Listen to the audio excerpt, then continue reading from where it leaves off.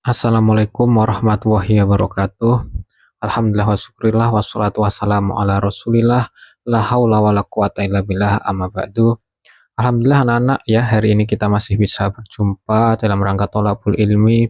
Hari ini kita membahas sebuah topik yang sangat menarik sekali, yaitu tentang hidup lapang dengan berbagi. Nah, berbagi itu penting ya anak-anak, untuk hidup bahagia dan penuh berkah. Jadi kalau kita mau hidup kita bahagia, hidup kita penuh berkah, maka banyak-banyaklah untuk berbagi. Kita bisa berbagi dengan berbagai macam cara, banyak cara yang bisa kita lakukan. Misalnya dengan memberikan zakat, memberikan infak, memberikan sedekah, dan juga memberikan hadiah. Lalu kita akan membahas contoh yang pertama dari berbagi, yaitu zakat. Apa itu zakat? Kita bisa lihat, zakat adalah kewajiban bagi umat Islam untuk memberikan sebagian harta mereka kepada orang yang lebih membutuhkan. Contoh zakat misalnya, sudah kita ketahui bersama, yaitu zakat fitrah dan zakat mal. Zakat fitrah adalah zakat jiwa, yang biasanya anak-anak memberikan zakat ini berupa beras menjelang hari raya Idul Fitri.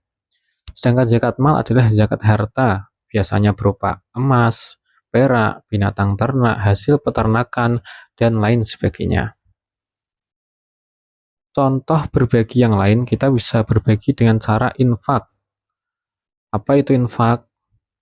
Infak adalah, bisa dilihat, memberikan sebagian harta untuk kepentingan sosial, atau kepentingan keagamaan, atau kepentingan kemanusiaan yang diperintahkan oleh agama Islam. Contohnya, misalnya, infak untuk membantu korban bencana alam, atau membiayai pembangunan masjid, atau membantu meringankan beban orang lain. Jadi misalnya di tempat anak-anak atau di kampung ada masjid yang rusak, anak-anak bisa memberikan sebagian harta untuk infak sehingga masjid tersebut bisa kembali seperti semula. Contoh berbagi yang lain yaitu tentang sedekah. Apa itu sedekah? Sedekah ialah memberikan uang atau barang dengan sukarela. Jadi ini sifatnya sukarela, tidak memaksa, tidak wajib, untuk membantu orang lain dan kebaikan bersama tanpa adanya paksaan. Contoh misalnya yang sering kita lakukan yaitu bersedekah dengan menyumbang makanan atau pakaian atau barang lain kepada orang yang lebih membutuhkan. Misalnya di suatu tempat ada korban bencana banjir, kita bisa sedekah dengan memberikan makanan, dengan memberikan pakaian, atau dengan obat-obatan. Kita lanjutkan contoh berbagi yang selanjutnya, yaitu hadiah. Misalnya anak-anak pasti sering ketika ada teman yang berulang tahun memberikan hadiah, atau kemarin ketika hari guru anak-anak memberikan hadiah kepada Bapak Ibu guru. Itu contoh hadiah. Kita lihat sekarang apa itu hadiah.